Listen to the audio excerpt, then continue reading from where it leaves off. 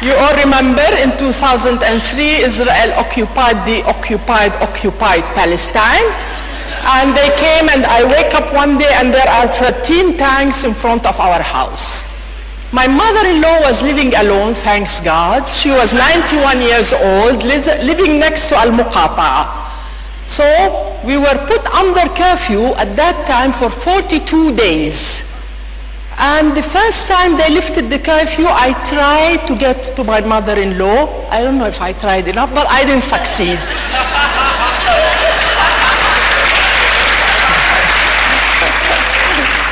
I tried another time. The army turned me back. The third time, I managed to bring Salim to come and live with me under curfew. And I ended up with 2 occupations. One inside the house and one outside the house. And I don't know, to tell you the truth, which one is more difficult.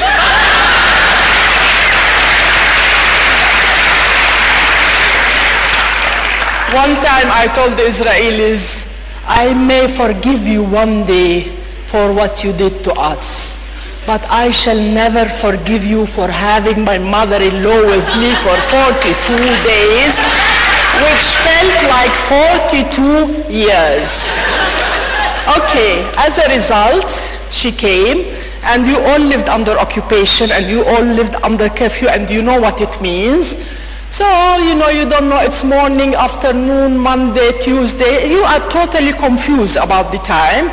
No, but my mother-in-law, she wanted to eat exactly at 8, the breakfast, lunch at 1, and dinner at 7. And at 8, she would knock at my door. سعاد, يلا تعالي بدنا نحضر الفطور. Ya Hamati, we just, you know, I was staying all night actually, writing emails to my friends, telling them how terrible my mother-in-law was. And I couldn't tell her that I stayed until 4 o'clock writing about you, mother, just leave me alone. Anyway, I ended up 42 days that made me write 42 stories. And I sent them to Crazy Morgantini, Louise Morgantini, and she takes them to a publisher, and next thing I know that I am a writer.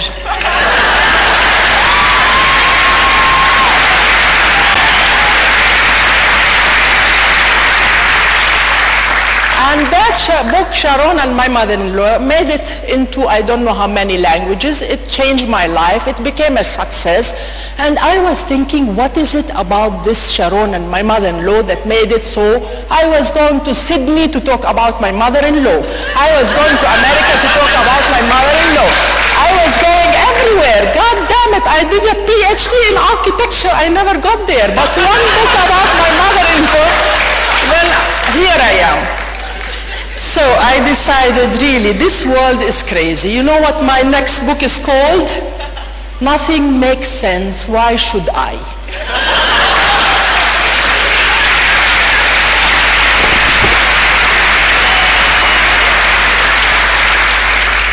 And I must tell you that because of, I have a little dog. You know, when I was a little kid, my mother liked animals, so we had rabbits, ghazal, pigeons, all kinds of animals, and we had dogs, we had cats. So I do have a very good rapport with animals, and I happen to have a little dog called Namura in Ramallah. I don't want to make a long story short or short story long. I ended up going to an Israeli vet in Atarot. I personally don't go to Israeli doctors myself, but I find the circumstances, because there was a sexist, anti-animal vet in Ramallah that I didn't like. So I decided, okay, I'm going to go to an Israeli one. I ended up in Atarot with a doctor called Dr. Tamar. She was English, she was very nice. I must admit, she was treating Noura in a very lovely way. And as we were talking, she went out and she came back. And she came back and she asked me, Souad, do you have a photograph? I said, my photograph? She said, no, your dog's photograph. I said, Noura's photograph? No, I don't have. Why? She said, we need to put it on Noura's passport. And I look at Noura, I say, Noura, Habibti, do you realize what's happening here? You have a document that 3.5 million Palestinians will kill for.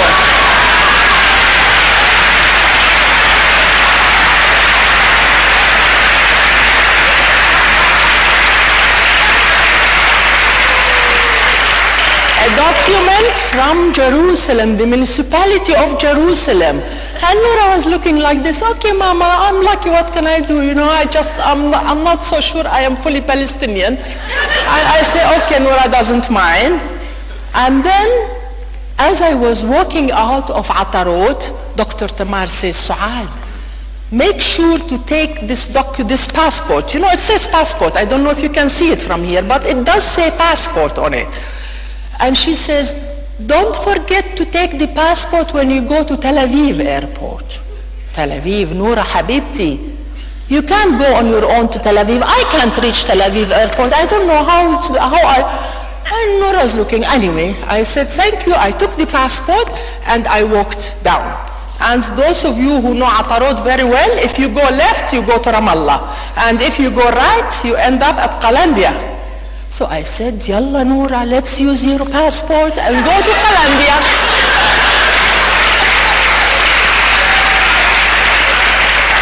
So here I am driving the car with Noura sitting on the side, and she's very proud of herself, a Jerusalemite, you know.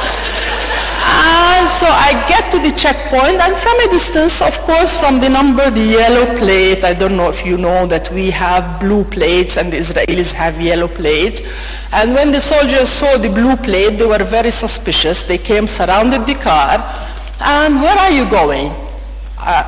The soldier came around. I said, He said, yes. I said, I'm going to Jerusalem. He said, do you have a permit? I said, no, I don't have a permit. He said, do you have a permit for your car? I said, for my car? No, I don't have a permit. Of course, every Palestinian who wants to get to Arab Jerusalem needs 2 permits that you never get, but never mind. And then he says, and how are you going to Jerusalem? I said, you haven't met Noura yet, have you?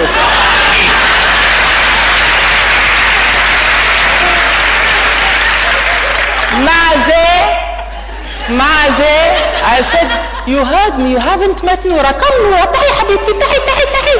So Noura comes and sits on my lap, and with her head she's going, and the soldiers, yeah, we have a Jerusalem passport. So I just give it to the soldier, and I say, listen, this is Noura, you just met her, and Noura, as you can see, she's from Jerusalem, and Noura doesn't know how to go to Jerusalem on her own, and I happen to be her driver.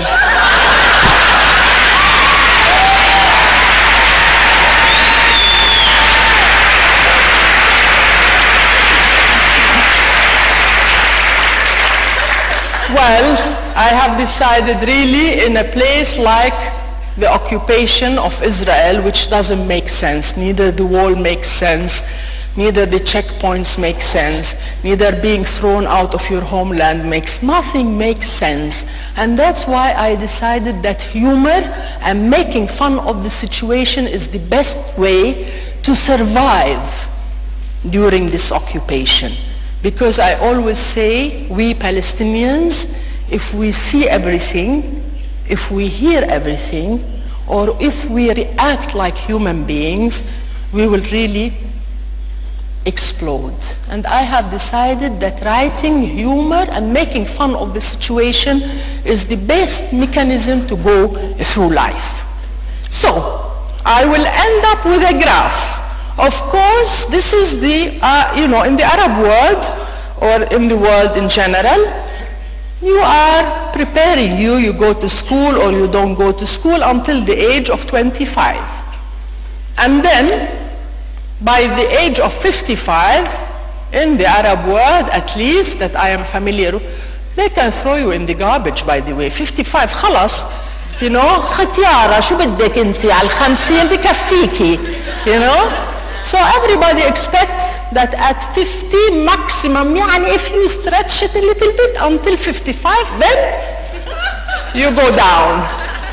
But for me, it's completely different. I became a writer at 55.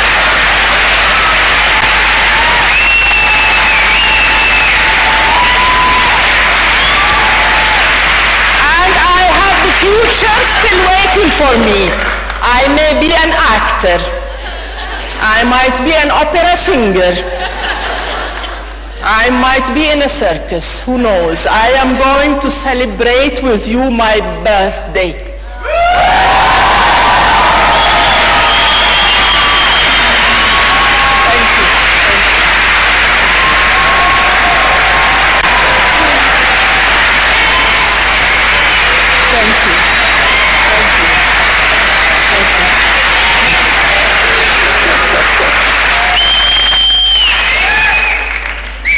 Okay. Happy birthday. Thank you. On this occasion, I really want you to take 60 seconds and think of your life, of what you're doing, and are you really doing what you love in life? Thank you.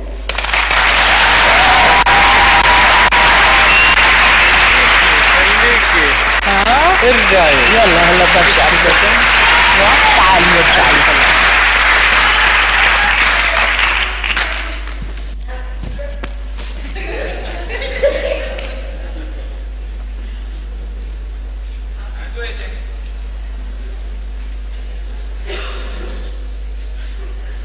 Thank you.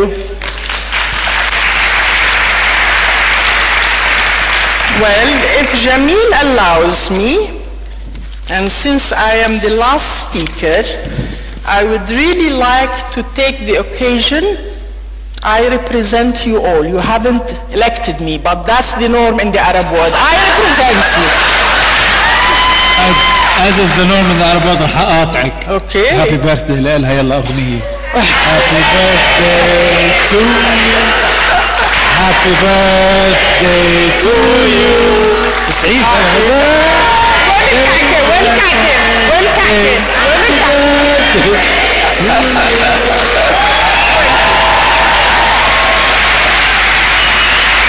I hope you agree it was a perfect ending for a great day. Well, the perfect ending is by thanking all of you, really. I tell you, I have been living in Palestine for the last 35 years. I think I have never seen such a lovely crowd, really.